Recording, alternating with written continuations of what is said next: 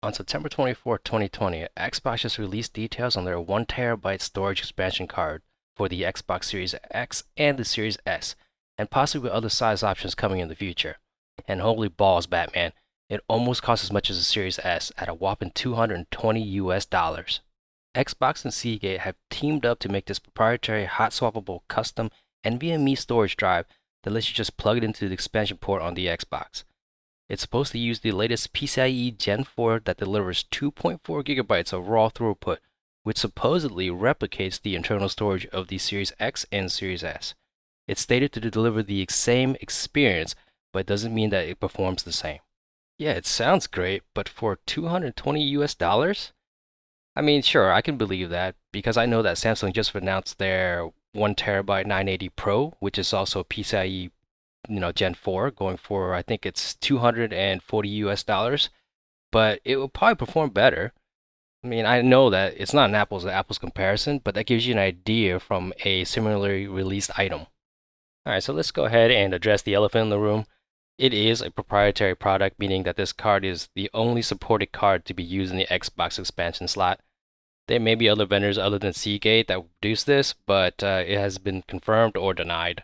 And I know the term proprietary sounds bad, but is it really? I am a firm believer that the consumer should have options, but I can understand why they would do this. And here are some reasons why I think it works in their favor. The first thing is troubleshooting, and as much as we want to believe that the product is supposed to work perfectly out of the box, it doesn't always. And by them limiting the ability to use different brands and other form factors, it creates a smaller margin of error to fix if support is needed, which leads to a better user experience. And then we also have convenience. I mean, how many times have you bought a external drive and when you plug it in to your console, it doesn't work? I can tell you from my experience that it happens to us pretty often, and especially back in the early generations. But then again, not so much anymore with the newer generations, and certain brands have gotten much better with support for the consoles. But it still could happen, and when it does happen, we would have to like format a drive in a certain way or get the correct firmware on it. And sometimes we need to install something in the drive to get it to work. Whereas with this, all you gotta do is just plug it in the correct slot. But regardless, if you are already using the external hard drive with your previous Xbox, you can just plug that into your new Xbox, and if you have games saved on it, then you can play those games right off that same hard drive. Let's take a look at this chart. Right off the bat, we see that these hard drives use the 3.1 standard, but no mention of 3.0 or 3.2 compatibility. We'll have to test and see if there's some kind of caveat with the wording here at a later point in time. Based on that chart, the only differences between the USB 3.1 hard drive and the expansion card is that the expansion card allows for games that are installed and stored on it to be directly playable, and it optimizes the game to utilize the Series X and S's speed and performance. If any game that is specifically made for the Series X or S is stored on the normal drive, then it won't be directly playable off that hard drive. You will need to move it over to the internal drive or the expansion card to play it, but you still can play older gen games that you have stored in that USB 3.1 hard drive. One would think that since the Series S has a smaller hard drive, that's where the expansion card would be most needed. And I would say yes and no. First thing I want to point out is that the average game size is around 50 gigabytes, so based on that theory, then Series X, right now I'm using the 1X as a placeholder since it has about the same hard drive space, could hold about 20 games. But if you factor in the system usage, then it would be more like 17 games, and the Series S, let's say around 9 games. But since the Series S doesn't do 4K, it won't need all those textures of certain games that run 4K, so the game sizes are actually 30% smaller according to the Xbox Wire. If this is the case, then you could actually fit 12 games in the Series S using that same metric. But doesn't that mean the next gen games will be larger as well?